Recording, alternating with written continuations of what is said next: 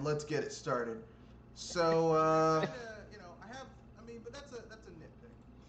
So basically, yeah, my issue. But anyway, before we go any further, let's have everyone introduce themselves, starting with the lady. Lady first. I was eating before we got started. Something went down the wrong pipe. Go ahead and introduce yourself. Probably best you finish your meal beforehand. Well, I just had one Cheeto. Oh. One Cheeto, and it went down the wrong pipe. But go ahead. Welcome, ladies and gentlemen, boys and girls of all ages. Sorry, you got me laughing.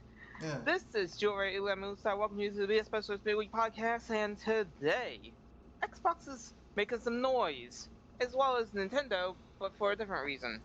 Yeah, everyone's dropping bombs, and for some of them, for me, not bombs, but or plopping turds in the pool. Oh boy. So it's me, Mr. Red Fox, owner proprietor of BS Busters. Let's get the pimping out of the channel out of the way first. Out of the way. Basically, to get in touch with the channel, you can reach me at I'll do it. You can reach me at Mr. Redfoxbsbuster at gmail.com. You can reach me. You can @ me on Twitter at Mr. Redfox91, or there's also a link to the Discord underneath the video. So let's get to it right now. So this is Bullshit Busters, a channel where we basically bring up and talk about and attempt to destroy people who like to perpetuate bullshit. This is bullshit in video gaming. This is bullshit in media. This, generally when people do things where it's like they should know better, and why do they think gamers are so stupid? So with that being said, we also do a lot of op-ed stuff, a lot of opinions. So with that being said, yeah, a lot of commentary and So with that being said, let's get to it right nowish with the first story. So I guess we can talk about the first story. I guess let's do Nintendo first, even though they aren't first, but we'll do them first, so we can get out the way. So Nintendo announced, dropped their bomb this week, and their big bomb. Actually, two of them. Well, at least as far as some people consider it. We already talked about Mario 35. Not that. I was talking about the Legends of Zelda and the Cadence of Hyrule games that they released this week. Yeah, but we already knew about those games coming out. Yeah, but I was talking about the new one, which is the Hyrule Warriors, the Age of Calamity. Yeah, I got it right. Their big game for this holiday season is a Dynasty Warriors game. That. It's coming out November 20th. That's their big holiday. November is the start. Basically, Christmas in America starts in November. November 20th. That is. Let me check the calendar. November 20th. That's near Black Friday. I can bet you. Yeah, that's their big holiday game. It is a Hyrule Warriors spinoff. I'm gonna say this. I'm not into Hyrule Warriors because, if anything, it's a Dynasty Warriors game in disguise. Let's not be around that bush. It's a Transformer. Very funny. I was about to say that, if anything, it's pretty interesting to know that it's a prequel to one of the more controversial games of the Switch's lifespan. I mean, I don't really. You mean the Wii U, don't you? Or the Wii U, if you consider it generation game. I consider the first release. I don't consider re-releases because it's just not. That's just kind of bullshit to me. I was saying that if you consider a transitional generation game, which I consider The Legend of Zelda Breath of the Wild a transitional game, as a transitional generation game. No. I mean, I'm considering what it originally was designed to be released for. So basically, that Breath of the Wild was designed to be released for the Wii U. And they dual released it on both systems because the Wii U failed for what Nintendo wanted to do. But it's a Wii U game that was ported over to the Switch. Just like Mario Kart 8 is a Wii U game that was ported over to the Switch. Like there's a lot of games on the Switch that are selling gangbusters that was ported over from the Wii U. And to me, like, look, I called bullshit on that when it was on the PS4 and the Xbox One. So I'm not gonna let Nintendo go just because I like Nintendo. So you know, they're releasing Hyrule Warriors. This is their big Christmas game, holiday game. And I know a lot of people are gonna like this because they like Hyrule Warriors. I did not like Hyrule Warriors, mostly because it didn't scratch either of those itches for me. It wasn't a Zelda game, and as Dynasty Warriors go, it wasn't like I don't like Dynasty Warriors. So so now we have Hyrule Warriors: Age of Calamity, which is a prequel to Breath of the Wild. Now here's the problem with here's my problem that I have with Age of Calamity.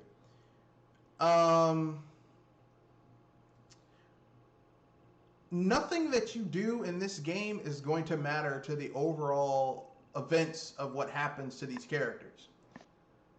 Wouldn't it be like Star Wars prequel? Yeah. Yeah, except here's the difference. The difference between the Star Wars prequels and this is that the Star Wars prequels, we had no speculation on how that shit happened. We didn't have a clue as to how things got that bad in the Star Wars universe, and it was a story that needed to be told. Literally, they're like, well, there was a war against Ganon. We don't need to see, because every fucking Legend of Zelda game has a war. Almost everyone has a war against Ganon and his forces of darkness, and someone opposing him. Okay, so that's not really a new story.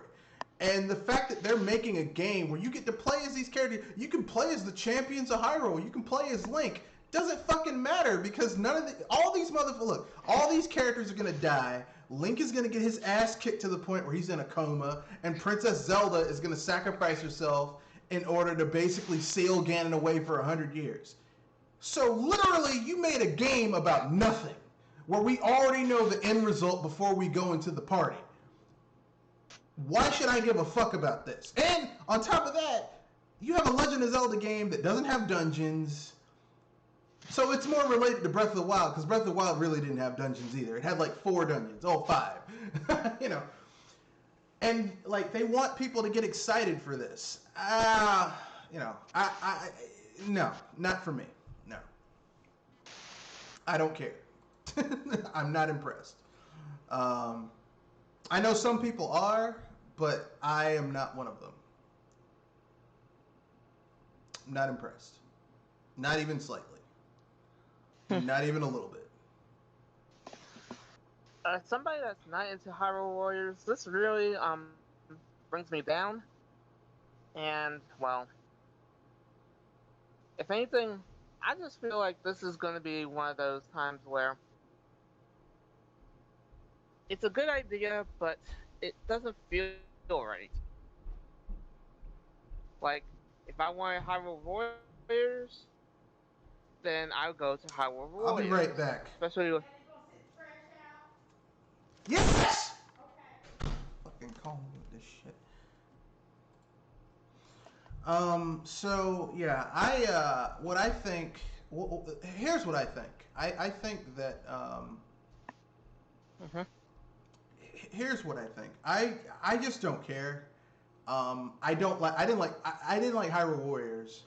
I don't want to play another Hyrule Warriors game. But when you tell me it's basically a storyline where I already know the outcome and I don't really care about the process, I really don't give a fuck about this game. And I mean, this alongside with the new Mario game, Mario 35, Mario 3D All-Stars, which is appropriate because there's 3 games in there, and one of which is utter and complete trash. And it's Mario Sunshine. I hate that game. I know a lot of people like that game. I don't. I was about to say, Sunshine is the more controversial one. I'm going to say that. No, it's just, it doesn't feel like a 3D Mario game. Like, Odyssey doesn't really feel like a 3D Mario game. not really. It's good, but it's not. It feels like a sequel to Sunshine, and I hate Sunshine. So Odyssey isn't going to scratch my itch for you. I mean, Sunshine, Odyssey. If I don't like Sunshine, you know I'm not going to like a game that's heavily inspired by Sunshine. So that doesn't really do it for me. Odyssey never felt like Sunshine to me. Well, I mean, I had it. When I say it feels like Sunshine, I mean if you look at like if you take Sunshine and you take Odyssey, the DNA of those two games is they share a lot of the same DNA. Both of them are. Both of those games are. Sorry, you making me laugh here. Both Sunshine and Odyssey are very much about Mario. Like the gameplay design is very much built around a gameplay gimmick, and not the gameplay itself. The gameplay gimmick is you can use your hat, your cappy, to take over enemies. That's a cool gameplay gimmick, but it doesn't feel like a Mario game. You look at Sunshine, the big gameplay gimmick was Flood. And it's like, Flood's I had more cool. of Flood than that. Flood's cool, but I mean, like when I play a Mario game, I want the platforming. I want the pure platforming. I want the jumping and like you're in a huge jungle gym where they're 2D or 3D and you're trying to make it through this obstacle course. I didn't really feel that in Odyssey or Sunshine. I so felt much it in Odyssey and not in Sunshine. And to me, well, the thing is, okay, here's the thing. Okay. With Sunshine, the departure is really obvious because you're going from Mario 64, which is like the quintessential 3D Mario game. It is the quintessential 3D Mario game, to Sunshine, which is vastly different. Odyssey, we've had multiple 3D Mario games, and Odyssey basically is such a vast departure from the previous 3D Mario game, which was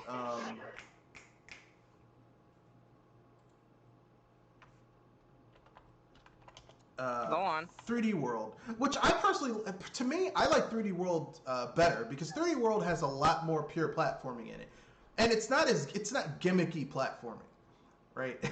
Unlike Odyssey, which is all gimmicks. Well, not all of it. I mean, a lot of the platforming is gimmicks. It's like, oh, you got to get over there. Well, throw your hat here and ride the rails. It's like, come on, man. Like if you didn't have that gimmick, you guys would have done some awesome platforming to get from point A to point B instead of just use your cap and do this. The cap basically gets in the way of what Mario should be about, which is the platforming. And that's where Sunshine and Odyssey kind of fuck up, is because Flood was a gimmick. They spent way too much time floating on that, leaning on that gimmick to where the core gameplay, what a 3D Mario game should be about, which is the platforming, kind of falls apart a little bit.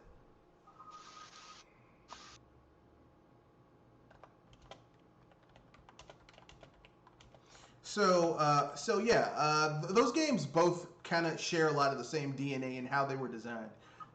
They both look great. They both have locations where it's like, wow, that looks like a great place to go. But it's like, I'm not feeling it. So yeah, Mario Sunshine, I don't like that game. I don't like Mario Odyssey because it really does feel like a Mario Sunshine clone. And so when they were like, yeah, man, we got 3 games. Like, if I had my druthers, I would have gone with Super Mario 64, obviously, Super Mario Galaxy 1 and 2. Because Sunshine, I mean, that game can go eat a dick as far as I'm concerned. I hate that game. I'm not surprised. Because Super Mario Galaxy 1 and 2, or even better, you can keep Sunshine, just include Super Mario 1 and 2. Super Mario Galaxy 1 and 2. Because, I mean, both 1 and 2 uses a lot of the same assets as 1, so it's not like you'd have to use a lot of memory in order to get it on a cartridge. And that would be a game I get. I mean, I would be okay if they had Super Mario Galaxy 1 and 2. But, yeah. The only cool thing about Super Mario Sunshine is that it has Yoshi in it. So, but not real Yoshi. It's Yoshi who squirts out juice, which is just kind of stupid, really. When you think about it. Kenoshi, would you like to introduce yourself? Jump in.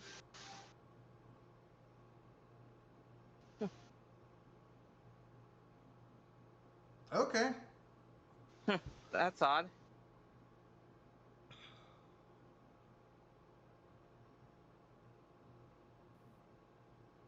All right. So our next story. Do you have anything you'd like to add about the Hyrule Warriors thing? Do you care? Do you not care? Are you gonna buy it? Are you looking forward to? What's going on? Well, right now we're talking about Hyrule Warriors, and then we're going to go to Xbox's announcements about their Xbox prices of their next gen system. What you guys think of the Hyrule Warriors? Well, I already said my opinion. Jules said her opinion. I guess you need to give your opinion. Do you like it? Do you want it? Do you give a fuck? Yeah, I like it. I was pretty surprised that they were going to actually do something that was connected to their actual story, rather than the last Hyrule Warriors, which was just, I don't know, what was that? They created their own. They created their own universe. Yeah, but it's a prequel for Breath of the Wild. So literally all these characters that you're getting connected to, nothing matters because they're all going to die. Link's going to get his ass kicked and put into a coma, and Zelda's going to sacrifice herself. So you're doing all this badass shit. None of it matters because you're going to lose anyway. Yeah. Like, why would I want to play a game where I already know the outcome before I even play it? That makes no sense. It's like, hey, man, you know that 500-page mystery novel you really were looking forward to? Yeah, here's the ending. No, shit. Here's a prequel to that mystery novel. It's like, well, I don't need to shit. So you're looking forward to Hyrule Warriors: Age of Calamity? Yeah. Okay. Because usually Nintendo doesn't like it. It's kind of what I was hoping for the first Hyrule Warriors, that it would be a prequel to something, or the story would actually take place somewhere in the Zelda universe, rather than just some original story that has nothing to do with anything. Okay, well, this game scratches an itch for you. For me, I don't give a fuck about this game. So you're on the minority of this triumvirate, sir. But have fun with it when you buy it. Next, we have some news about Xbox Series X. The prices have been released. So there's a $299 price, and there's a $499 price. So $300 and $500 respectively. I think you're going to see a lot of people buying that $300 model. I guarantee it. Yeah, that'll probably sell more than the the base model. Yeah. The cheaper pared down model. Yeah, I think so, because here's the thing. Microsoft doesn't care about they don't care about shit.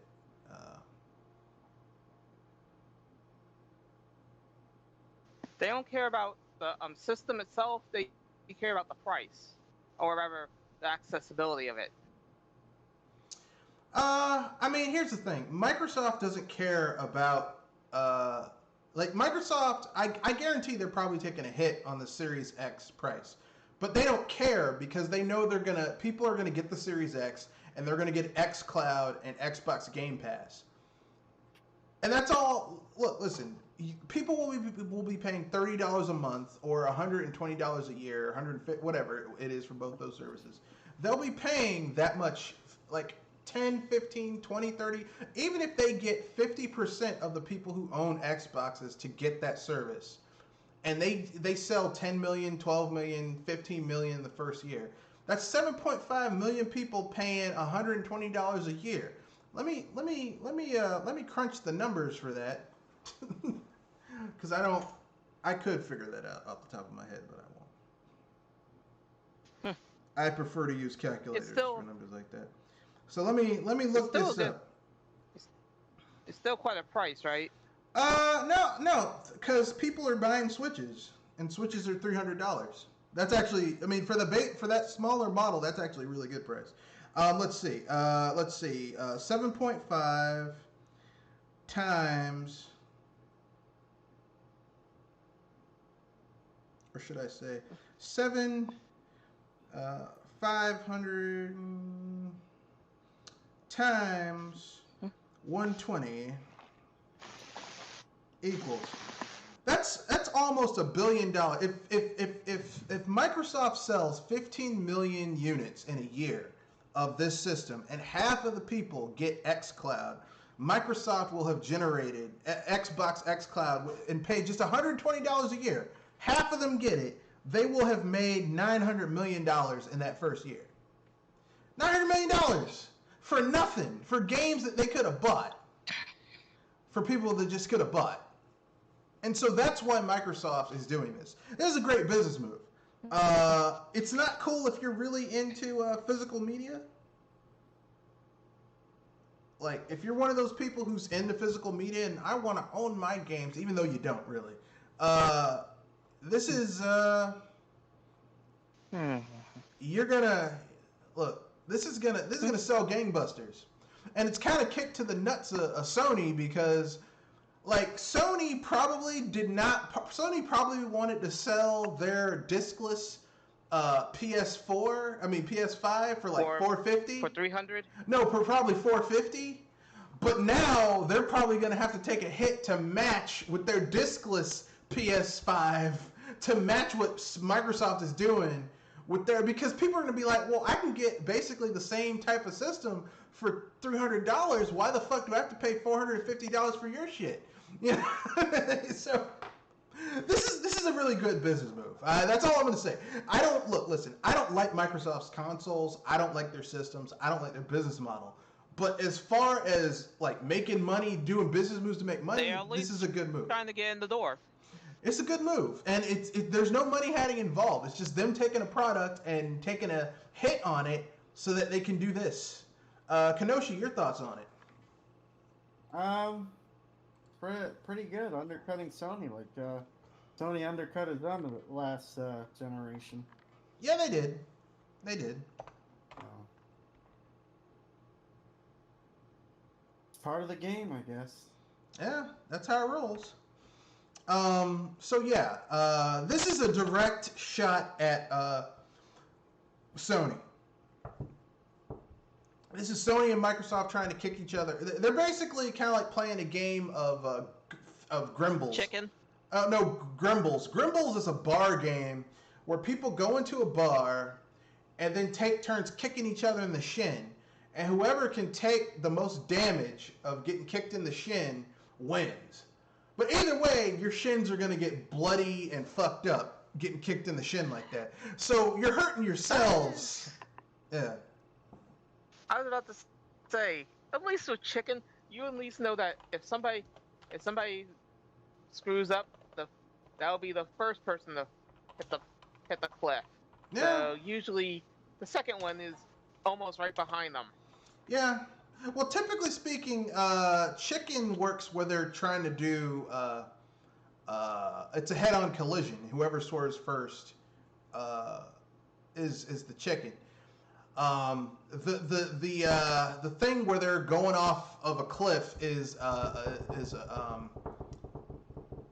death ride. It's a completely different thing. But I mean, they get okay. You can interchange both of them. Yeah. I don't want to be that guy. You can interchange both of them. Colloquially, you can interchange both of them, so it doesn't matter. I was just being a smartass. But yeah, Kenoshi, you have any thoughts about? So what do you think Sony's going to do in response to these prices? They're just probably going to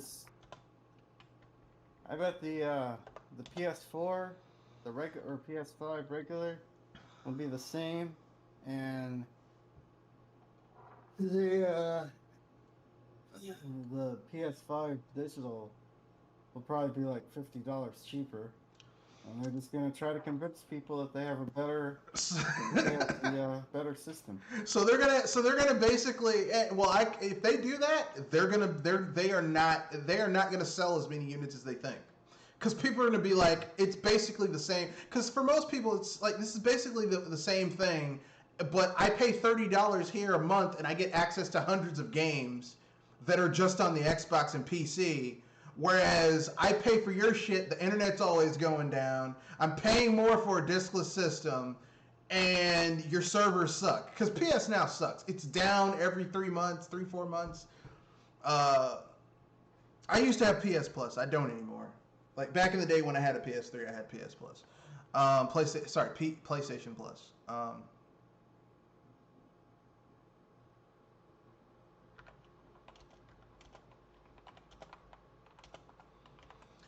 So with that being said, anything else you guys want to say before we move on to the next topic? Nothing? I think I'm all right. Kenoshi? Nah. I'm good. Okay then, so our next topic is, I should say, not are, is. Our next topic is Remakes Galore. So this is our first free topic. I'm interspersing them instead of doing them all at the end. So I see that Kenoshi's playing Tony Hawk Pro Skater 1 and 2. How is it? Pretty good. Is it a good remake? Yeah, it actually is. I think, surprisingly enough, Division is everybody. It's one of those companies that people love to hate, have been nailing it with these remakes. Yeah, because all they have to do is just remake a game. Like, there's already a template on how to make that game, so they don't have to do much. They don't have to be creative. They just have to, tweak it and make it run well. Yeah. Speaking of, have you played Kingdom of Amalur: Re-Reckoning?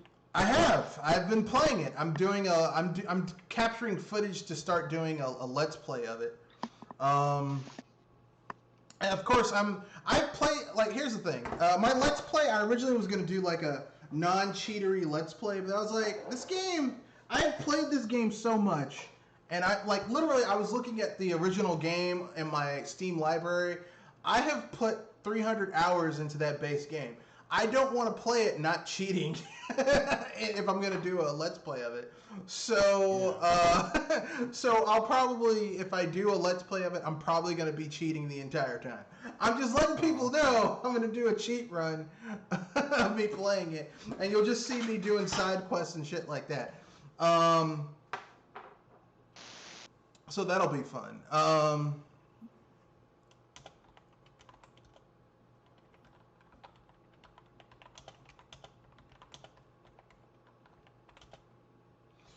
So yeah, it's a pretty good upgrade. I mean, like, here's the thing. Well, I shouldn't say that. It's a mixed bag remake. The additional, like, okay, there's some quality of life improvements, but there aren't enough. Like, there aren't multiple slave slots. Like, what I mean by that is, you know how, like, in Skyrim, Special Edition, like, if you create a new character, it just creates a new save slot for that character? This game, if you create multiple slaves, if you're playing an open world RPG, you want to create multiple slaves, because if you do a quest and you fail or you get your ass kicked, you can restart and do something different. Sometimes, I mean, if you make certain choices, it vastly changes the direction of the story and where things go. And you're like, okay, I want to try this, I want to try that. This game, like, if you make a different save, it's just a different save in the same area. I'm like, come on, man. Like, there's just small things they could have done in order to make the game better. There are some subtle changes that they made that's pretty good. Like there's a field of view slider. There's some tweaks you can do while playing it. It runs smoother than the base game did, at least on my PC. But the underlying things that made Amalur a really good game is still here in this game. The combat is just as good. Like, you're like, man, this is boring, and then you get in a fight, and you get in a fight. Like, I like using a long sword hammer combo.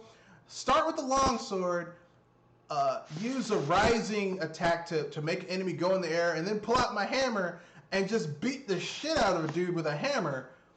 And if you get a good enough hammer, I thought you would actually wait till they come down and then slam them with the hammer as they hit the floor. Oh no. See, I'm trying to basically I'm trying to combo them with the hammer. So then that third hit with the hammer. See, right now my character isn't all that powerful, so I don't have the really advanced combos in this game now. Like there's a like I'm only at level 4, so I'm not powerful enough at this point to really pull off the wild shit you can do in Amalur. But once I get to that point, you know, I'll show some footage of that, and you're gonna be like, God damn, this game's combat. Like, literally, I wish more Western-style RPGs, especially fantasy Western-style RPGs, had a combat system like Amalur. Like, if Skyrim had a combat system like Amalur, it would be a much better game. They couldn't do it because, you know, Skyrim is built in an old-ass engine, but...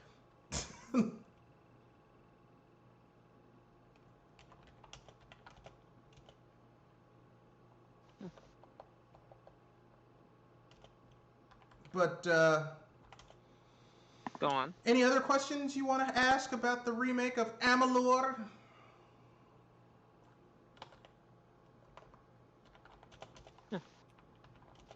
I was about to say, how many different weapon types there are? Because that could actually determine how you fight.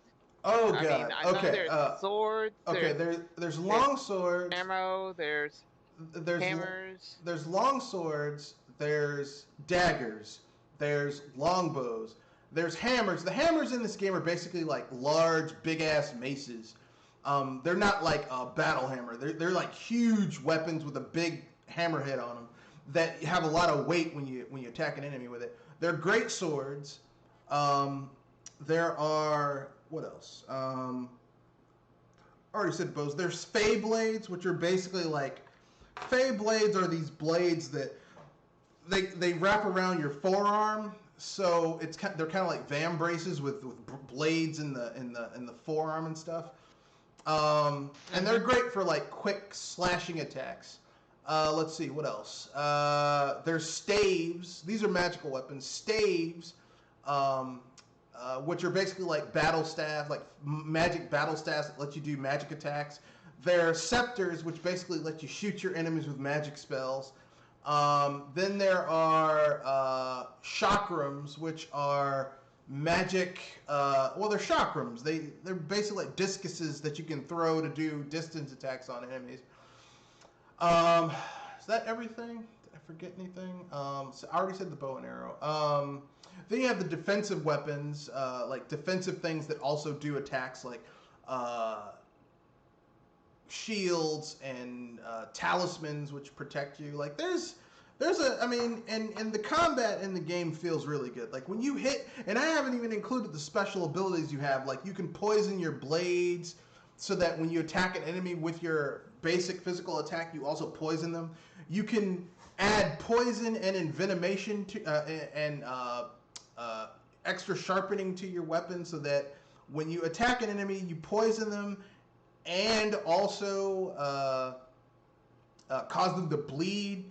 And you can add a fire or ice or like elemental effects, so you can do multiple elemental effects to an enemy. It's insane the amount of shit you can do in this game. Like I said, the game on its surface appears to be a very generic Western style RPG. But if you dig a little bit deeper, it's much better than it has any business being. Yeah, that is quite detailed. Yeah, it's a shame that the game never really it didn't sell nearly as much as it should have, and you know, I swear that EA either sabotaged this game or they had no fucking idea about how to market the game.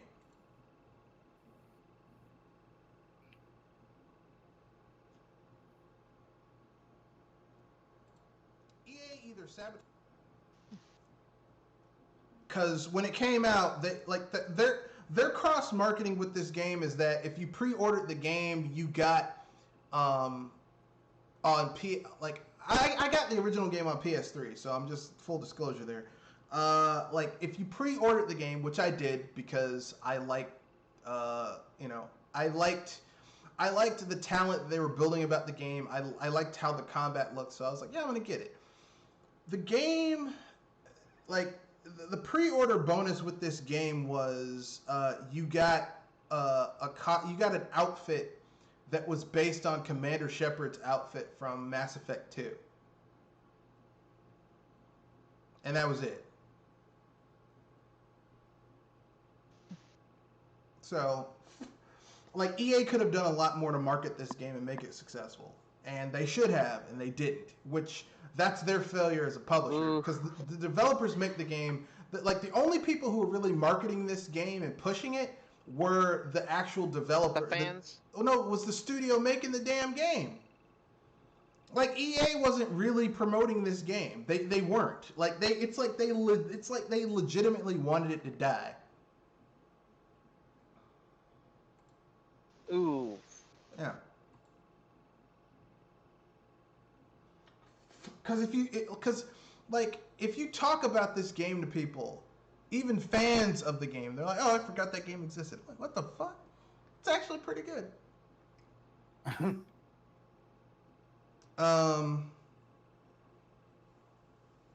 So with that being said, I guess we can keep it moving. AMD has plans to announce Zen 3 and Radeon RX 600 announcements for October because Nvidia came out with their shit. Yeah. Ooh, boy. Yeah, everyone's slashing prices because of the situation. No, well, because of competition. Oh. Like I guarantee Sony was probably thinking we can sell the PS5 discless for $450, but now that Microsoft is selling their shit for $300, they're gonna have to eat, like, at the most they might be able to do $349 for Sony.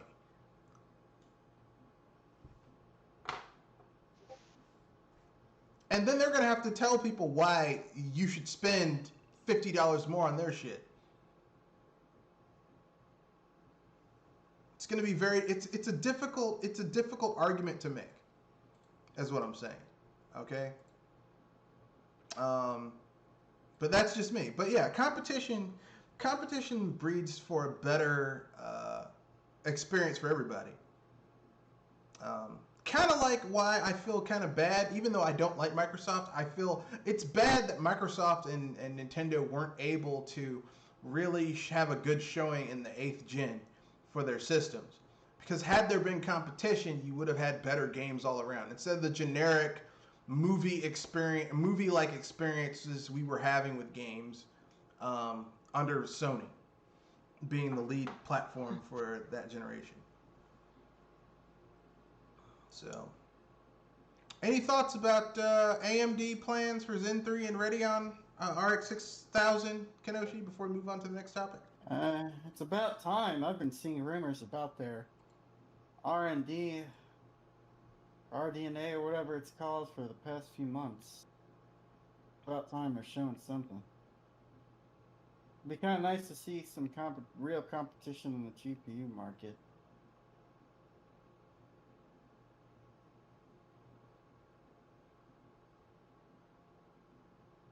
All right. But either way, I mean, AMD either way wins because they're the people supplying the graphics cards and the CPUs for Microsoft and Sony's new consoles. So either way, they're laughing all the way to the bank. Now, last gen it was Nvidia, and Nvidia was laughing all the way to the bank. Now it's AMD, and they're laughing all the way to the bank. Like, here's what people don't understand about these new consoles. They're going to be so powerful. You do realize both Microsoft and Sony's consoles, the CPU is essentially a tablet CPU, like a laptop. An energy efficient laptop CPU. It's not like none of these consoles are powerhouses.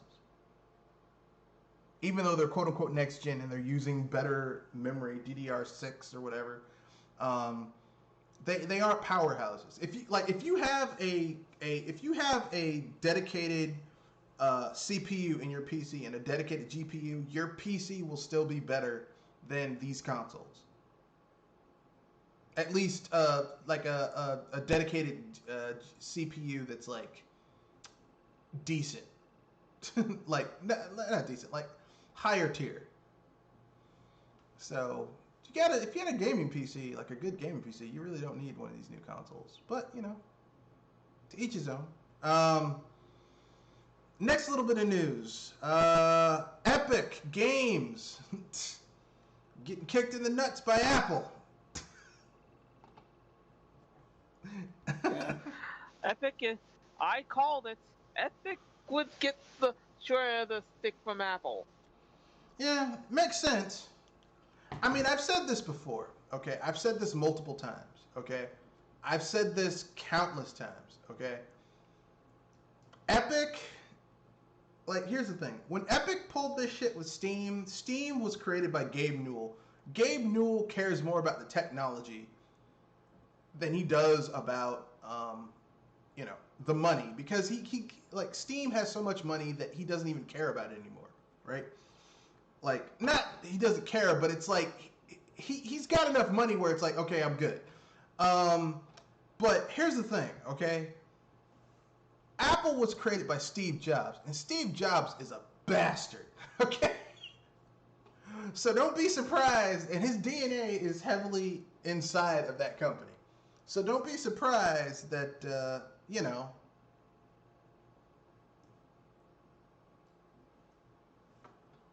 don't be surprised that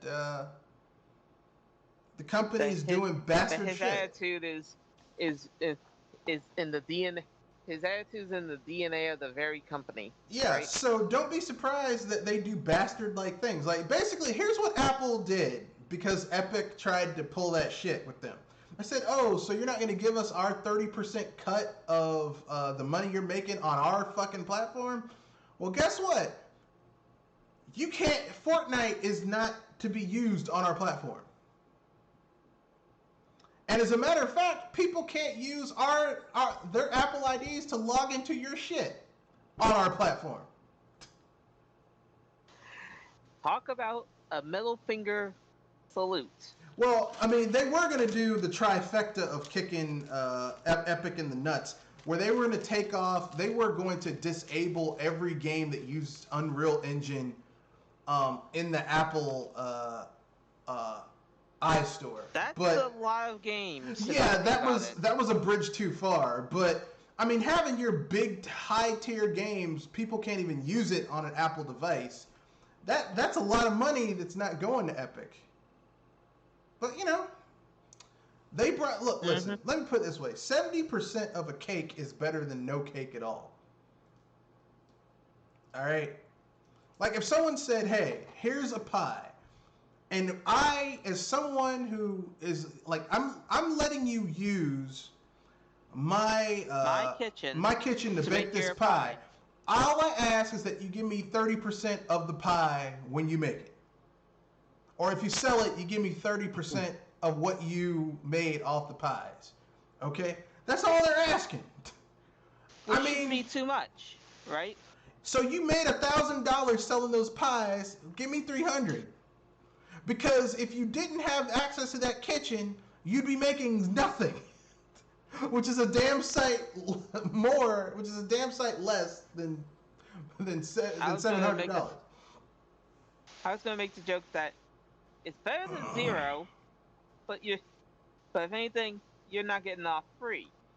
No, but I mean, they are using Apple's. See, here's the thing: they're using Apple's platform to make money, and they're like, "Well, we'll use your platform, but we won't give you your money."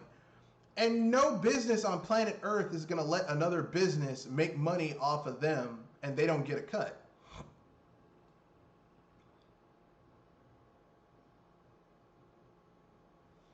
Like if you go, you know how like you go to some stores, like you go, let's say you go to a Target, right?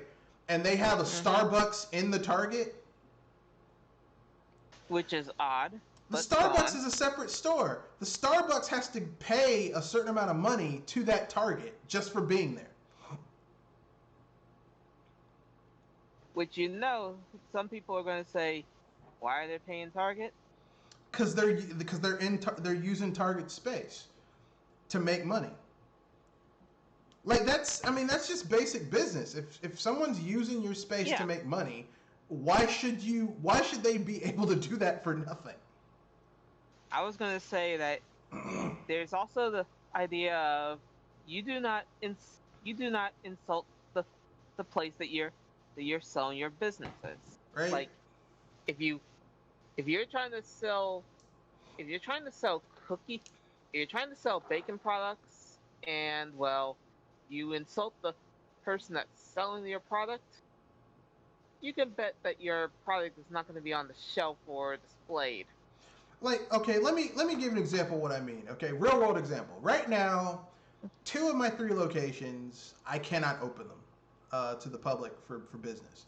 And the 3rd one, I just haven't opened because I'm like, it's cheaper for me to not open it than to open it and lose money because people aren't going out anyway where I am. So basically, because I own the locations, I own the buildings that they're in. Like I basically, the tenants that I have, they're still giving me money. Why the fuck would I let someone use my property to make money in their shit and I don't get paid? That doesn't make sense. That's fucking stupid. Only in the reverse world can that make sense. And that's basically what Epic wanted to do. They're like, well, we shouldn't have to pay you anything for using your platform. Are you fucking insane, bro? You might as well be raw. You might as well be pickpocketing. Yeah, to get raw with it, that's like you going with a pimp's prostitute, and you don't want to pay the money to go with the prostitute. What university do you think this was in? You be cheaper. You're cheaper than the con artists. God damn. But anyway, yes, Epic and Apple fucked up. They're fighting it out against each other for reasons I don't know. To be honest with you, it's basically a matter of why you took a dump in our store. Well, let's keep it real. This is all about money. Okay, this is like Epic is all like, well, we're here for the little guy. Yeah, we're for the little guy. You don't give a fuck about the little guy. This shit is about money. The little guy, that's probably your smaller that's probably the small investor that's in your pocket. Look, all this shit is about money, okay? This shit is about Apple wanting to get their cut, which is fair because if you're using their platform, they want their cut. Like, like Nintendo is like, look, you sell a game on our platform, we want our cut. And there's nothing wrong with that. Like, people act like that. Look, listen, you are not going to build infrastructure. The only infrastructure that you can build where you shouldn't be charging people money for that is if it's tax paid, which means everyone paid for it and they own it. Okay, like if you have an interstate, the people own the interstate. Okay, or at least that's the theory. That's not what happens because you have these public-private partnerships where we built this in partnership with a fucking corporation, which is bullshit. Because whatever. But I'm not gonna get into it. But like generally speaking, that's the only thing where you can have people use something and like you don't have to really pay for it. It's public utility stuff like that. Yeah, it's short. If it's not for everybody, then you might as well be paying for it. Yeah, if a private corporation built something, you got to pay to use it. I'm sorry. You know, and that's just the way it is. That's and what exclusivity is, which gets me well, into another topic, not, but I'll save it. Not really. That's not really exclusivity. That's just like someone built something, and you're using it to make money, and they put like the people who built it use their money to build it, and they own it. So if you're using if they're letting you use their shit to make money, they want to cut. They're not doing it out of the goodness of their own hearts. This isn't a fucking charity. They need This coin. is fucking business. You know, if you want charity work, you know, go into a nonprofit. And even here's a little dirty little secret about nonprofits. Nonprofits have to turn a profit because people have to get paid. I was about to say, that's a little scary knowing that you have to make a profit even in a non-profit. Well, I mean, you know, it makes sense because the thing is, in nonprofits, the people in a nonprofit have to be paid. The people in administrative, because people have to organize that shit. Shit has to be done. You know, people need to manage it. People need to organize shit. You need experts in order to get shit done. So it makes sense that a nonprofit has to nonprofits have to make enough money that people get paid. However, typically speaking, the way nonprofits do it is if at the end of their fiscal year we have money left over, it gets reinvested back in the business. Like they'll put it in a piggy bank for the next year in case something happens. Like if the Red Cross has extra money from one year to another, they'll take that money and use it for training, or they'll hold it in case there's an emergency, so then they have funds on hand. So it actually makes sense. But even then, you know, no one is in business not to make money. Okay? If you have a business where you aren't making money, you're going bankrupt, and you're not going to be in business very long.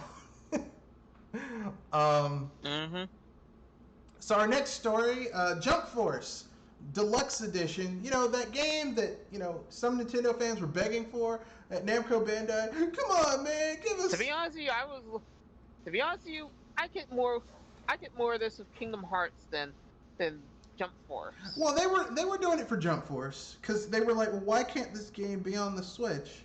And they were like, well, technically, the Switch isn't powerful enough to run it. Well, it turns out they were right because it's a piece of shit on the Switch. I mean, but shit everywhere. But yeah, but to be fair, Jump Force was a piece of shit on everything. But it also does not run well on the Switch. Oh, that game looks awful. Yeah. I mean, it's just it's bad on everything. The art style is bad. The character selection is bad. The gameplay is bad. Basically, this is a game that didn't need to exist.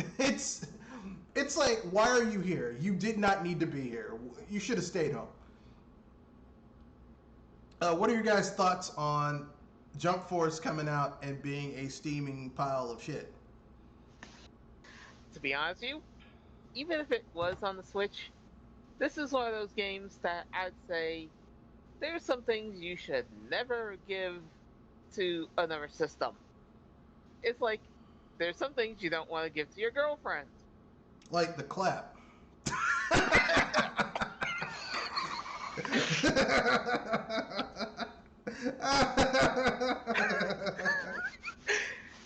That's you, Red Fox.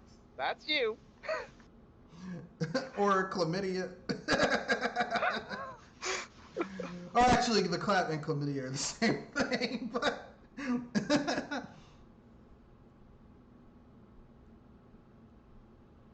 But you get what I'm saying, right? That this game was not good on everything. And so I'm glad that it didn't come to the Switch. Like, literally, Bandai Namco spent money to put this on the Switch. It didn't spend enough money to actually get it optimized for the Switch. They just put it on there. And it plays like... Which is the worst thing you could do. Well, not really, because remember, the Wii U had tons of games that were like that. Just some shit that they just kind of threw together just to put on the system. True, but I was saying that that's one of the worst things that you could do to get the game over from one system to another.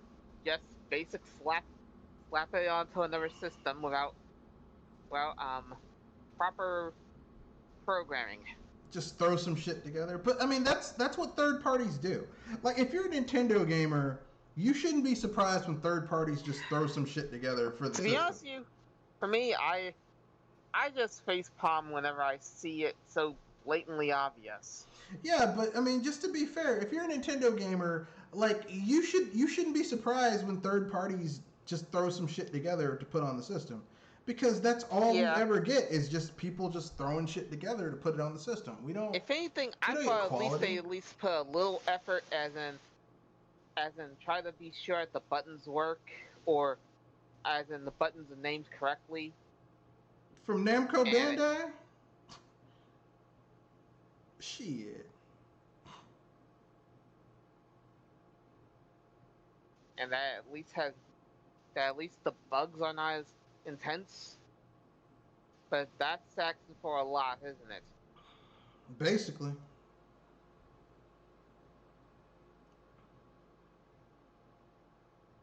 I mean, Here's what I'm gonna say. This game, like, here's the thing. From what I've heard about this game, because I saw it and I was like, okay, you're doing a 3D action beat 'em up Jump Force, and I guess this is supposed to be a 3D version of the 2D Jump Force games that came out for the DS and the 3DS. But those games are good. Like, they're like Smash Brothers clones. Why the fuck would you do? Why the hell would you create a? Yeah. Why would you create a clone when the original is around? Well, not just that. I mean, you're going to create a new. Actually, the Shonen Jump Smash Brothers clone games are actually really good. I mean, like I said, they're just like Smash Brothers, except instead of video game characters, they're your favorite anime characters beating the shit out of each other. You ever want to see Goku beat the shit out of Monkey D. Luffy? Monkey D. Luffy? There you go. You ever want to see Naruto get his face bashed in by Frieza? There you go. Like, they're pretty good games.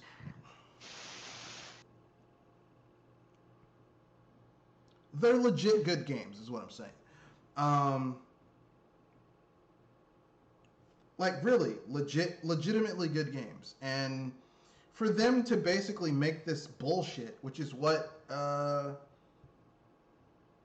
this new game is, just some bullshit they threw together and called it a game. I mean, I don't know. I mean, any thoughts on it before we move on to the next topic? Kenoshi, you have any thoughts on it? Nah, I'm good. No thoughts about, maybe they should do better, be better, not be assholes? I don't know. Nope. Okay. All right, then. Our next topic. This is a Retro Studios thing. They hired the guy who was a Warhawk director on Warhawk. Now, for those of you who don't know, Warhawk is the game that was that was the precursor to Starhawk. Warhawk was the game where basically you flew around in kind of interestingly designed vehicles and blew shit the fuck up. It's actually a pretty fun game. Yeah. Or so I heard. I've never.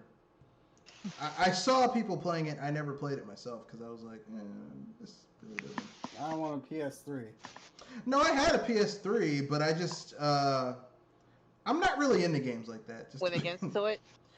Well, I mean, like, the game didn't look very interesting to me. But now seeing that they hired this guy for Metroid Prime 4, I hope this means that you'll finally be able to pilot Samus's gunship. Because basically, her gunship in the first two Metroid Primes looks kind of like shit. But in Metroid Prime Corruption, it looked like something that the way it looked, you're like, at some point you're going to have to get in this thing and fly around. And with the motion controls, it's like you can pilot it, you can close the blast shield on it, you can, put in, things to communicate with people. I'm like, this really should feel like there should be a flying section where you're blowing shit up. So they're getting this guy. I mean, if they're going to have sections when you're inside of her gunship blowing up pirates, because Samus has a lady hate boner for space pirates, This is the guy you want. You know, if you're gonna add that type of shit to a Metroid game, this is who you want. At least I can see where you're coming from. So, any thoughts on that? Any speculation? Or does anyone just not care? That'd be pretty interesting. True. All right. Because when have we ever flown Samus's ship? Like I said, if you played Metroid Prime Corruption, you could like basically call in airstrikes and call in the ship to tow things and move things around and pick up stuff. Like when you first start the game, you're inside our ship and you press buttons in it using the motion controls to do stuff, and that was really cool. But we've never like I said, the first two Metroid Prime games, Samus' ship looks kind of like ass. The first game, it's a 3D representation of the ship from the 2D games, except for the Fusion ship. Metroid Prime 2, same thing. Metroid Prime 3, her gunship looks like a gunship. Like, it looks dangerous. Like, this thing looks like it could be a star. Like, you could put it in the Star Fox universe as a starfighter, and it would fit right in.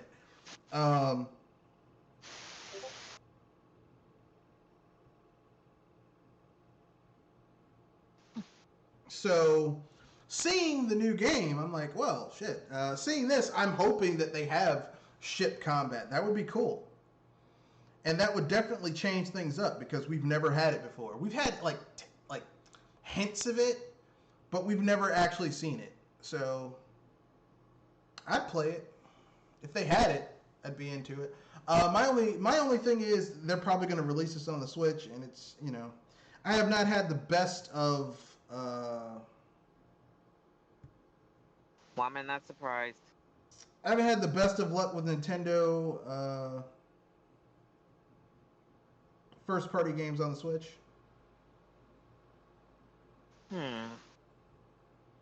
Well, to be fair, I mean, I did have Mario Odyssey chug to load certain levels.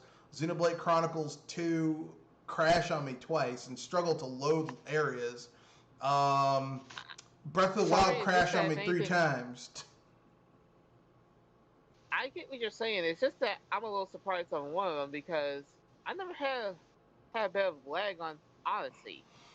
There's a little bit of lag at Odyssey, where it was just like kind of lagging a little bit. But I mean, I'll let that be an aside. It's like, yeah, I'll let that go. But the other 2 first-party games, yeah, Breath of the Wild crashed on me 3 times, and Xenoblade Chronicles 2, that game crashed on me twice and struggled to load levels all the time. All the time. It's like, man, we can't load this level, goddamn.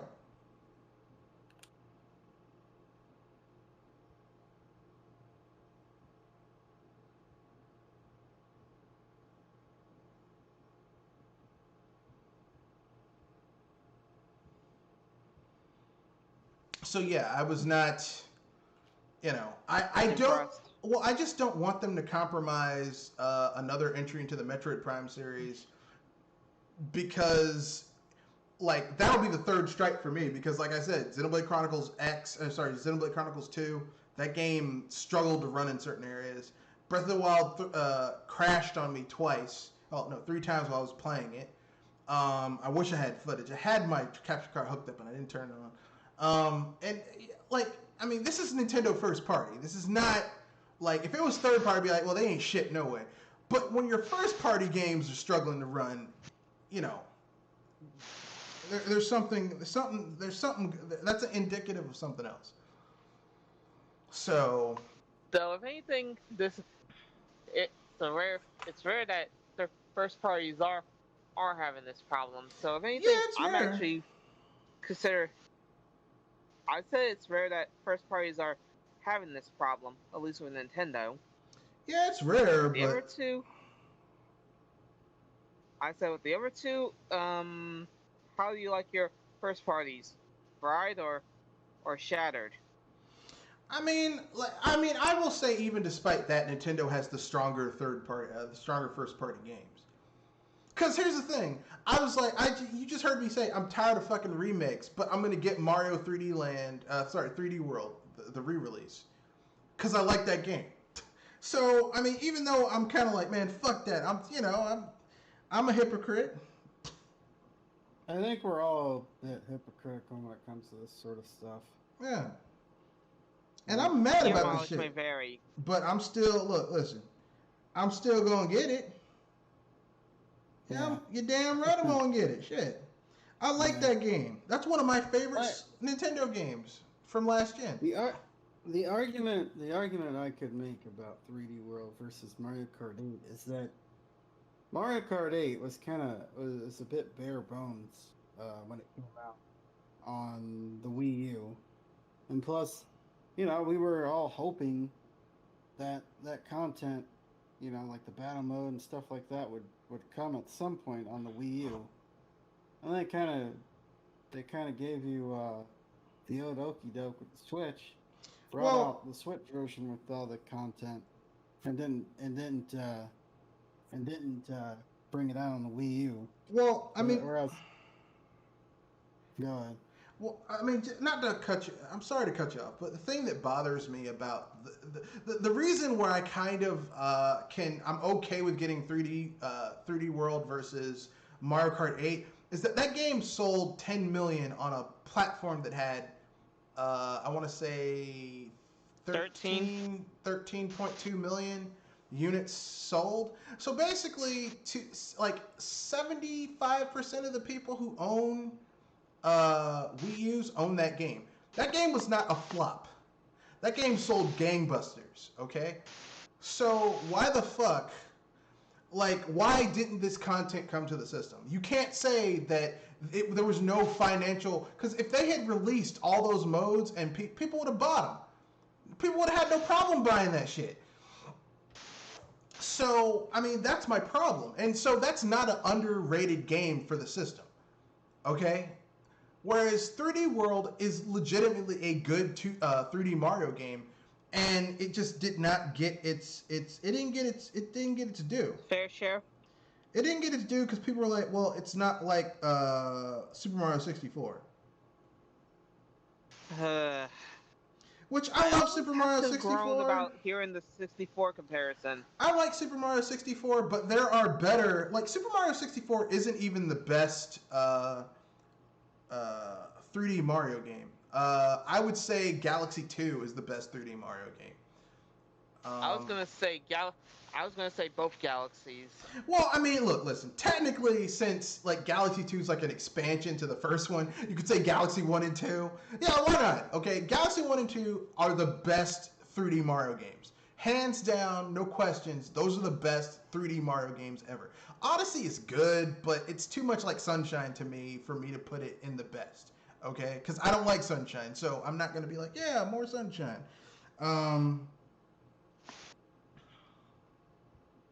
I know a lot of people do love Sunshine, but it's just, I don't. I'm not a Sunshine fan.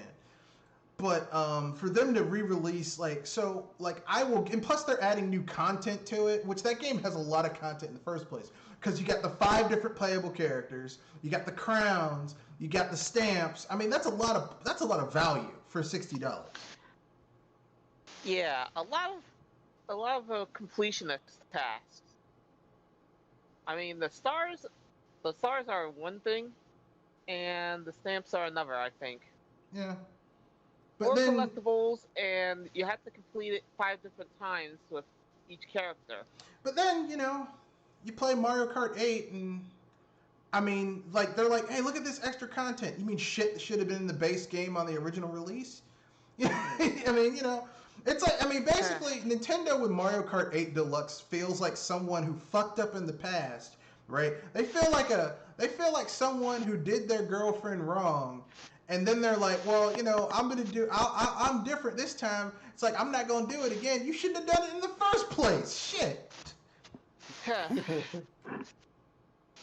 At least they did complete it, so it kind of is a bit of a sour note that it had to be on a different system. You know, I mean, I hate to say this. Well, I'm gonna get a little bit personal, but what the fuck do I care? I didn't do it. My father was a real piece of shit. One of those absentee fathers, like got divorced from my mom and basically did not take care of responsibility, no child support. So my mom had to do what she had to do in order to make sure that she had the money to raise me.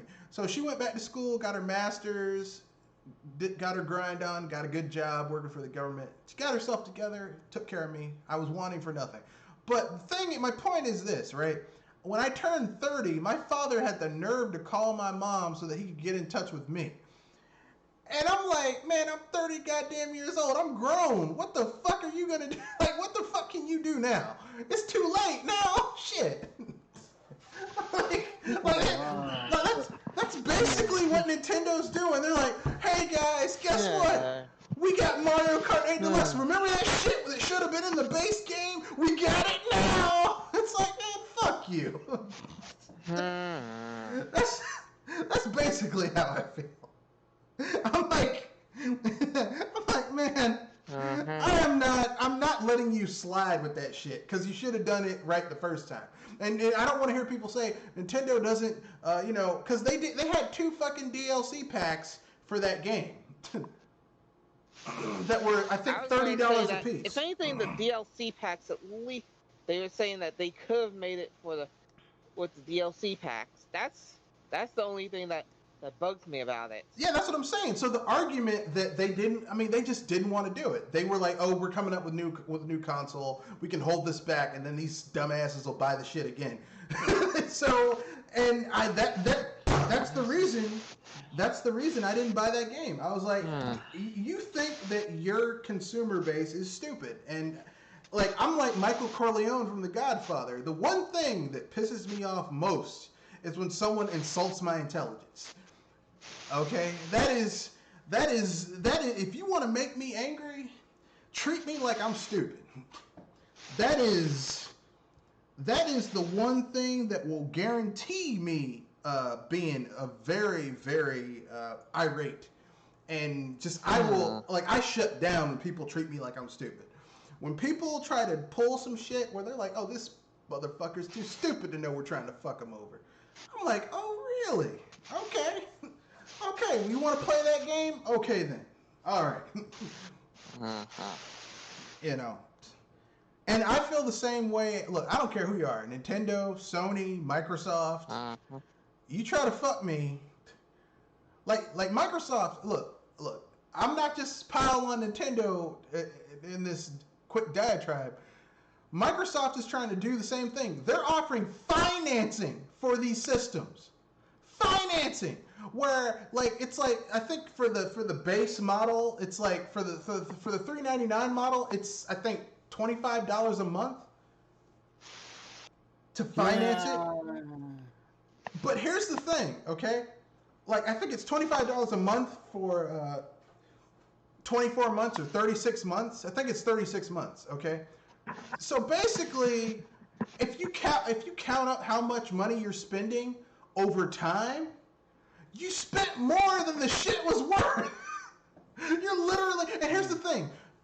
Video game consoles are like cars. Most of them depreciate over time.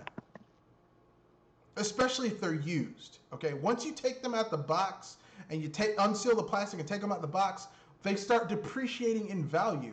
So literally, you're paying for shit you're paying $300. You're paying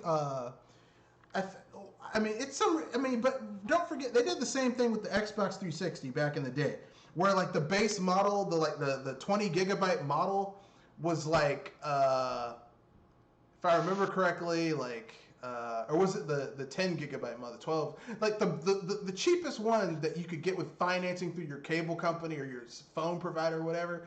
Basically, you were paying, like, after you factored in how much money you were spending on the contract, on the financing, you were spending literally like 150% of what the shit was actually worth. I'm like, God damn, that's foul. That's more of a ripoff than what the Mario Kart Deluxe ones were. Sheesh. I mean, it is more of a ripoff. Well, actually, percentage-wise, it isn't, because literally the base model of the Mario Kart 8 DLC was, I think the season passes were $30 a pop. So it was 100. No. The 20? season pass was $24. Okay, 20. Okay, but there were 2 season passes, so $50. I think the base game was what, $60, $50. The base game was $59.99. Okay, so season 60 pass was close to about $12. Actually, I remembered the prices. I actually called it. Yeah, but there were 2 season passes. The first one was, I think, 25 or 24, whatever. Actually, it wasn't 2 season passes, but I think, but I might be wrong. Because I think there were 2 season passes. One season pass to me. No, there were 2 season passes because they had 2 sets of DLC that they offered for the game. There was like one that added some new like Skull Bowser and Golden Mario, and then the second one added Link. That was a big thing, or maybe maybe vice versa. The first one added Link, the second one added. I remember now. It was 4. There were 4 courses each. Yeah. For each DLC. And there was 2 DLCs. They had 2 characters. There's 2 DLCs. Yeah. And both of them were. Actually, I remember it. Both of them came out to be about $13. Okay, so $25. That's literally roughly around 40%. So basically, it's not 20. Hold it. I said 25 for both of them, meaning that they. Yeah, that's what I'm saying. So that's 25. That's 25 each. You're adding more for it. I can tell. No, that's 25 combined. 25 combined, and then you add that to the base game, so that's. It's not $25. $60. It's $6 for both of them. I mean, it's $6 for both of them. That's $13. That was here. I'm just gonna Google it because I know that shit wasn't $6. I remember because I bought the shit. I know I didn't spend $6 on the shit. Mario Kart 8. You're overshooting, buddy. I'm telling you right now. DLC. Well, I'm just gonna Google it. DLC prices.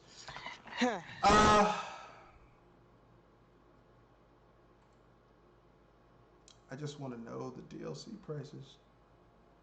I just want to know the DLC prices. God damn it, just give me the prices. No, you're right. You're right. They were $7.99 per pack. I was close.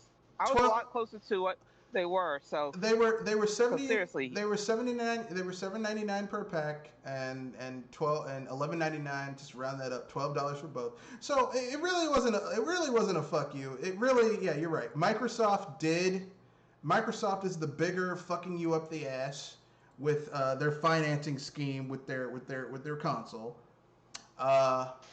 It's worse with Microsoft because that's a 150% jump. With Nintendo, after you bought all the DLC, you paid basically $72, $73, and that's only like 120% increase with the new game, where they're like basically $60 you can get everything plus the battle mode that should have been in the fucking base game in the first place. That's, I mean, you know, it's not as bad. It's still scummy, just not as scummy. Yeah, I at least called you out on the fact that you were raising the price a lot higher than it was. I looked the shit up. I must have been broker back then. I don't know. I must have felt that was a lot. I'm like, that's a lot of fucking money. I think. Let's see. When did Mario Kart 8 come out? Let me look this up. It might have came out in 2016. No, I don't think it came. Mario Kart 8. Wii U release date. I don't think it.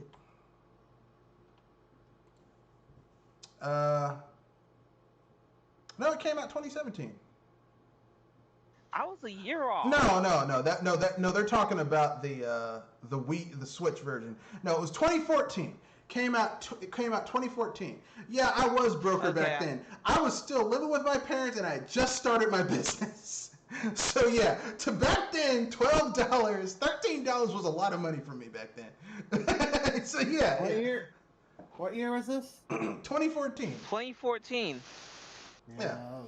I was broke. Look, listen. I had just started I had just bought the building. I was over leveraged out of my ass. yes, that was a lot of money to me back then. Like now, it's like, hey man, this DLC's $8. Yeah, I'll pay that shit. Get the fuck out of my face. Back then, shit, if somebody tried to steal $8 from me, I would have stabbed them in the neck with a pen. Oh yeah. Yeah. It's like, you motherfucker. Yeah, I was pretty broke back then too. So I'm still the same. So that's basically why I was like, yeah, that seemed like a lot of money that they kind of fucked me out of. But I mean, look, it's subjective because at that time I was broke and very kind of like, I need more money. But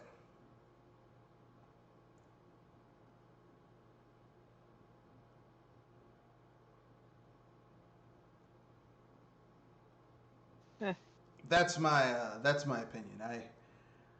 I know some people are going to get upset. We have one more story, and then we'll get to unpopular opinion, and then we'll wrap it up. Super Mario Galaxy. Yes, it's confirmed there are no motion controls in this game. You just press the Y button to use your spin attack in the Super Mario Galaxy Switch game because, you know, one of the core aspects that made the game is taken out because people, I don't want motion control. Fuck you, you loser. Sorry. Thank you. I thought motion controls were an option that you could have. No, they're out of the game entirely. Which is kind of weird because BS. The Pro Controller, especially like the Pro Controller nunchuck things are like Wiimote 3.0. Like you could totally put it into the game. That's the thing that bugs me, that both the controllers are able to use motion control, and yet they cut it out. Yeah, and here's the thing, Mario Galaxy actually uses motion control really well. Except for those levels where you have to ride on that fucking manta ray. Fuck those levels. But I was about to say, either it's the manta ray or the ball that's really irritating to me. The ball is just, I mean, the ball is once you figure out how to do it, it's not that bad. But those manta ray levels, those manta ray levels are such bullshit that they took them out of Galaxy 2. They're so much, even they were like, yeah, this is some bullshit. Yeah. But aside from that. I think I know where my hate of the ball comes from.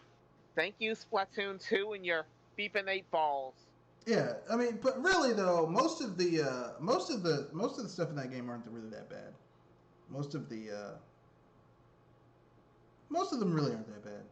Just that. That's the only thing that kind of brought it down, in my humble opinion. I know some people will disagree because people always disagree. Every time. I was about to say, everybody has an opinion.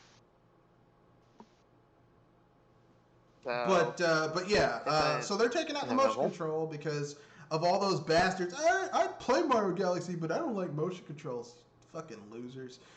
Mario Galaxy 1 and 2 are some of the best Nintendo Wii games that actually did utilize motion control relatively well. Except for the manta ray levels in the first game. Those levels fucking suck.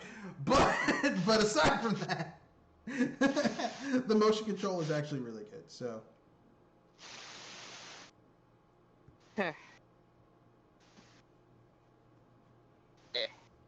If they, I have to check back on the system because on the promotion, because if that's true, then that means, oh god, there's false advertising. Well, they have a thing right here. Super Mario Galaxy 64 footage shows workaround for motion controls. Following yesterday's Super Mario Sunshine intro footage, Nintendo in Japan has revealed tiny bit Super Mario Galaxy gameplay on Nintendo Switch. Basically, in order to get around the spinning, which was you use the waggle on the Wii, you just press the Y button. Oh, wait, I lied. But the standard Joy-Con can still perform a motion-based input, but this provides the workaround Switch Lite. Oh, okay, for Switch Lite people. So if you have the base, the best way to play this game will be on the base model of the Switch, not the Switch Lite. If you have a Switch Lite, you're not going to get the best version of Mario Galaxy. So it does have motion control, but only on the base model of the game. Yeah. So, it's like, I mean, well, you just what you do to get around that is you have an extra pair of Joy-Cons, but you know. Yeah, but if most parents bought the shit, like parents are like this. Once they buy the base shit and the games, they don't want to hear no more. Oh, we need this. Look, I got you the system and I got the fucking games. What more do you need? Because that's how parents think. They don't want to do a lot of peripherals and shit. Okay. I don't have kids, but even I know that one. Yeah, because we were kids once asking for, oh, we also need this and this and that. Like, really? I need a memory card. Really? Really? Just play the shit. I bought the shit. It was expensive. Just play the shit. God damn it. I already dropped like $500 on this shit. What? What more do you need? I was gonna make a comment that, are you guys talking about the Neo Geo? No, that's basically, like, here's the thing. The N64 had a memory card, but most games you didn't need it. Though there are a few of them that did come up for it, like the Bomberman game.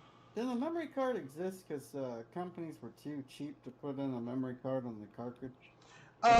That's a part of it. And plus some games just, like, once the 5th gen started, some games were getting so big that it wouldn't have made sense. Yeah, it wouldn't have made sense to have the save on the card, on the cartridge itself. Like, it just wouldn't make sense. It's just, there's too much shit going on. It's kind of like remember how PCs were? Like, back in the day, when the first PCs came about, everything you needed was already on board. You didn't even need a floppy disk. Like, everything you needed was already there.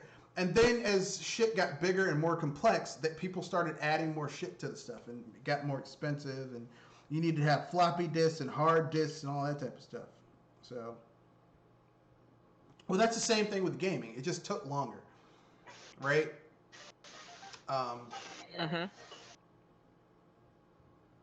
But anyway, yes. As far as I'm concerned, I don't really like. I mean, you know, like, but that's how it was. Like, parents don't want to buy a whole bunch of extra shit when they get the shit. They just want to get the shit and call it a day. Because that's how parents are. They don't want, you know, they don't want a lot of bullshit. They just want to get the shit and call it a day. That's how parents are. Frankly speaking, that's how a lot of people are. People don't want to buy a whole bunch of shit when they're buying a thing. Like, if you get it, like, okay, if you buy a computer where it's already pre-built, you just have to assemble it. People don't want to spend $1,500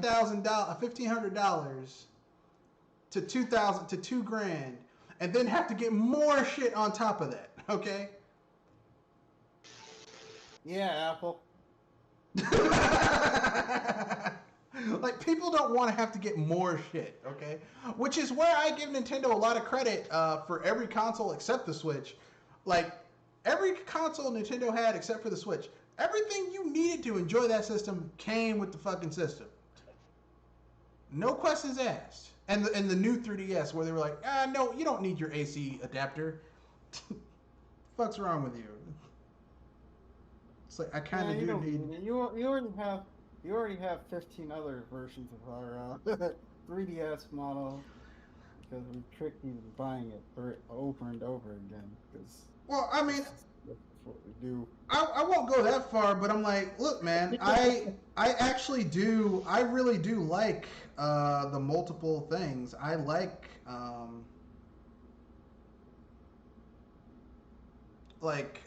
I'm like, how are you? I mean, I know you guys are trying to turn a profit, and I know you're a business, but how fucking cheap are you that you can't include even a cheap AC adapter?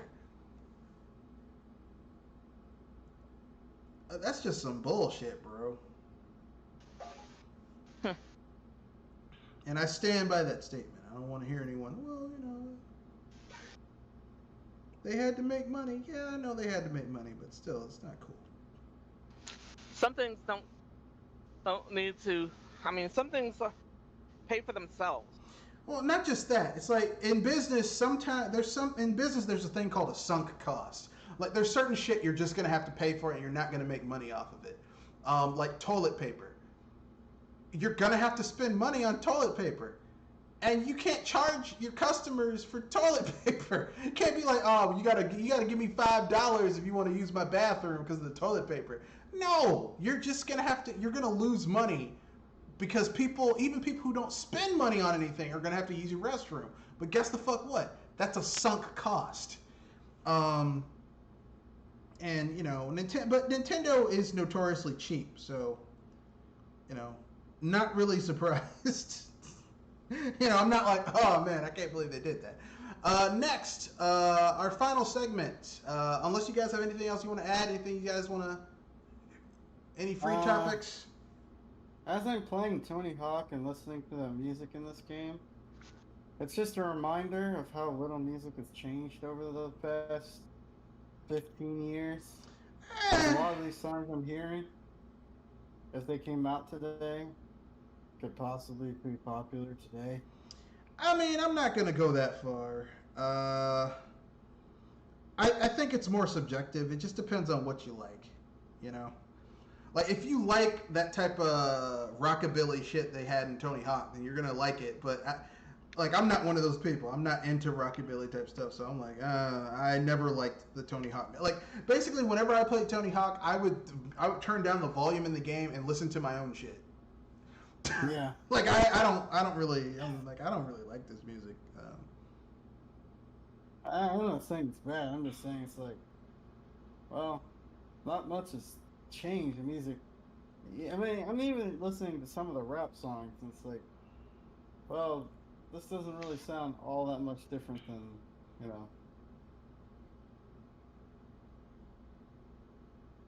Fair enough. Aside from mumble rap. Mumble rap and now whisper rap and high-pitched rap. I'm like, when I listen to old shit with music from back in the day, I'm like, damn, shit used to be a lot different. Yeah. It doesn't sound good anymore. That's all I gotta say. But then again, I'm an old man. Basically, when I get into stuff, it's already past and dead. Yeah.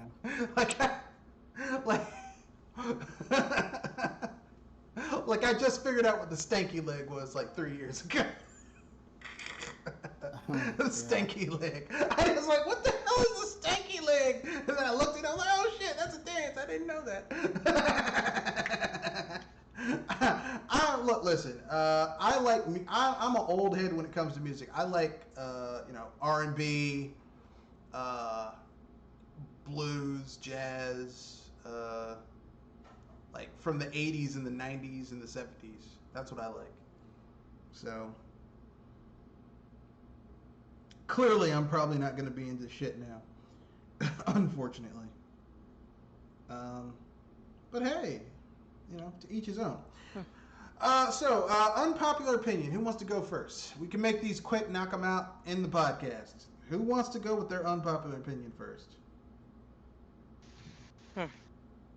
Yay. I have to wonder, are you really wanting to lose your money?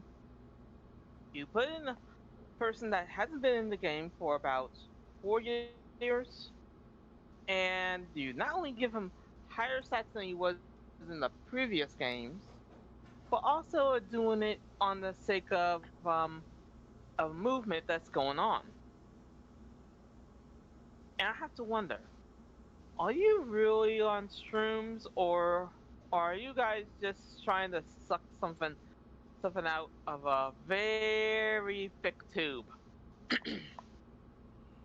Well, I don't know about that, but I'm gonna play devil's advocate, okay? Okay. The reason that EA put Colin Kaepernick in Madden is very cynical, and it's just about business. I understand that.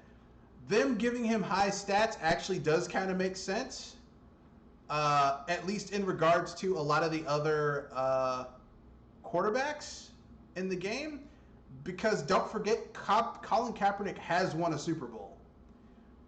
There's like 20-something other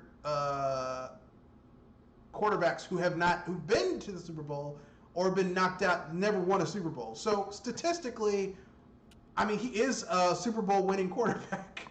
Which is why the whole idea that people made, the argument that that the NFL owners made, where they're like, oh, we can't get him because he's just not.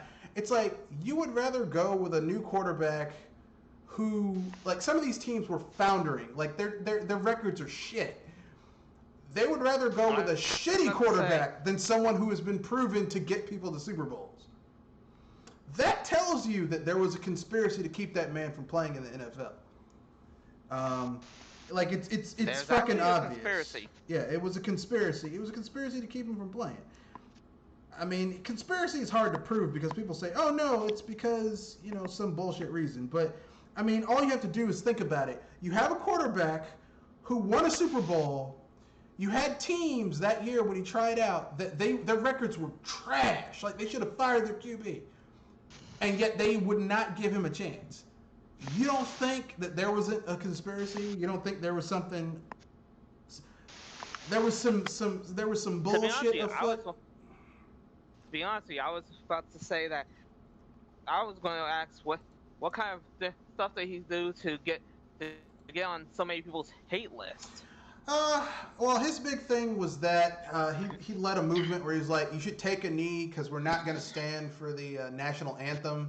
And his argument was, as long as black people are basically being harassed by the police and not being protected by the laws of the United States, like, it doesn't make sense for us to stand for the national anthem.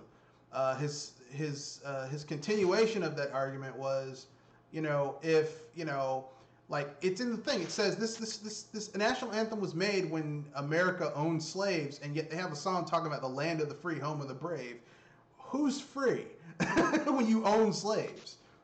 You had the South's entire economy was built on slavery, and they're talking about freedom, and we have the right to choose our own destination and all this shit. But you own slaves, and you treat people who are descended from slaves like shit. So it's, I mean, like I said, the man had a lot of valid points, and he was basically black. He was blackballed. Yeah, that. He was blackballed. Yeah, I could get behind that, but if anything, I could see where I could see a difference between believing in somebody and allowing them to be in there, and basically cash grabbing. Oh yeah. I say what EA's doing, cash grabbing. Oh yeah. It's definitely just a cash grab. But here's the thing: there are good things that have come out of cash grabs that were strictly done for sake of money. Like here's the thing, okay? If someone does a charitable contribution because they want the tax write-off, that doesn't change the fact that they did a charitable contribution that's going to help someone. Just because they want a tax write-off doesn't diminish the good that can come from that charitable contribution. That's a mixed bag, honestly. Well, that is a mixed bag. But it is a mixed bag. I agree with you. I'm just simply saying that, the motivations behind doing a good thing doesn't necessarily diminish the good thing. True. It's just that sometimes even a cash grab, a cash grab to me is hard to see any real good in it other than just saying, well, we did this, so money. Look, I agree with you. I'm just simply saying that, listen, I'm playing devil's advocate because I don't like EA, but them putting Colin Kaepernick in Madden, even though they're just doing it just to kind of dovetail off of the mess that they've gotten themselves into. Well, no, they're trying to show solidarity with the Black Lives Matter movement, which, I can understand.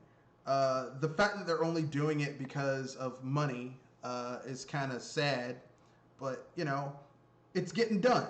Yeah. It's kind of like this. I live in the DC metropolitan area where they fucking had the Redskins, right? That is a racist slur used to describe people of Native Indians. American descent. The only Indians are people from India. Here in America, they prefer to be called whatever their tribe is, but since I don't know all the individual tribes, Ojibwe, Iroquois, Native American works. I'm just using catch-all term of Native American. But redskin is a slur against Native Americans. That's what it's for. It's always been a slur. It's like you can't spin it like Kansas City Chiefs or Braves. You can't spin it like that. It's just a racist term used to describe Native Americans. And they're like, well, it's a term of respect. No, it isn't. And for years, people thought it because of money. It's like, well, it'll hurt our branding and all this shit. And then finally, because people said, FedEx and people who sponsored the team said, we don't want to be associated with this racist name, they dropped the name. And now they got to come up with something new. Money did that. Now they're doing it because they don't want to lose money. But it's a good thing that the name is getting changed. You get what I'm saying? Mm-hmm. Which is kind of a funny catch-all 22 there.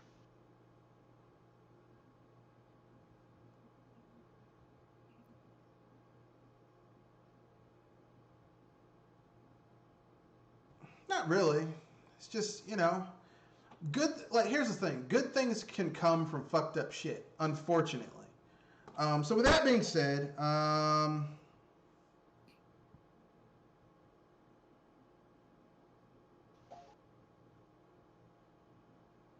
Kenosha, you have an unpopular opinion you want to share? No, not this week. All right.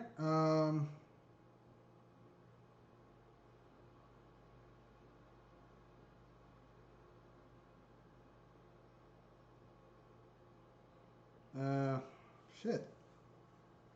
I think developers. Here's an unpopular opinion. I think developers are taking gaming way too seriously. As I'm sitting here playing. I agree. Tony Hawk. As I'm sitting here playing the Tony Hawk remake, just because, it's a reminder of a time when developers didn't take the whole gaming, making video games super serious.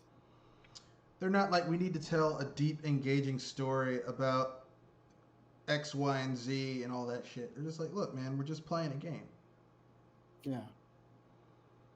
No, I get it. I wish more gamers, I wish people made more games that were just about gaming instead of always trying to, trying to tell a deep, engaging story. It's like, man, look, listen. Yeah, there's a time. Look, if you're making an adventure game, yes, tell a story. But sometimes you just want to play a game and blow shit up. Sometimes you don't need a deep story. You just want to punch, kick, and blow stuff up. I just want to have. Well, I just want to have fun. I just want to do something. I just want to have dumb fun. I don't want to have this deep, engrossing story that's trying to tell a story about the human experience. I just want to play a damn game and just have fun. Stop trying to sell me on how great this game is and all this shit. I just want to, Mm-hmm.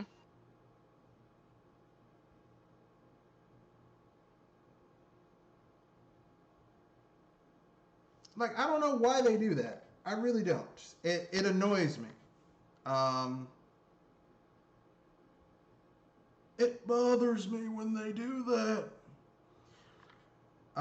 So I have to agree with your assessment. I'll do my quick unpopular opinion. My unpopular opinion is this about gaming. And I'm going to piggyback off of what Kenoshi said because it's actually something I've had myself. I am tired of developers trending towards like a game will come out and it'll do pretty good. It'll get a lot of critical reception, and then everyone fucking copies that game. So then the market gets saturated with that type of game. So now you're seeing more and more games that are like from Sony that are more and more like Uncharted and The Last of Us. And people are like, those games are basically movies that you play. I don't want to play a fucking movie. Who does? I don't play movies. I don't play games because they're like movies. I play movies. I watch movies because it's a passive experience. I play video games because, well, because I want to have fun. I want to experience something. Well, I mean, right? A video game is what you're doing. It's an active form of entertainment, It's not a passive form of entertainment. It's what you're doing, right? Whereas a movie is you're watching someone's vision of what they wanted to do. So they're two completely different mediums, and stop trying to make them be the same thing. It's annoying. I wish they'd stop doing it, but they won't. But I'm tired of it. And that's my unpopular opinion. Because I know a lot of people do like those movie-style games. You ask them, they're like, yeah, it's like a movie. It's like, and when I hear someone say it, I'm like, man, I don't want to fucking play a movie.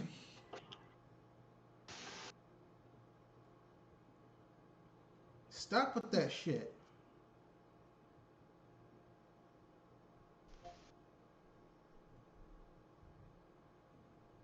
But that's just me. Anything you guys want to go over before? Anything you guys want to pip up before we wrap things up? I think I'll be all right. All right. So, if anything, we've finished our BS Busters for this week. So, how about we close it out?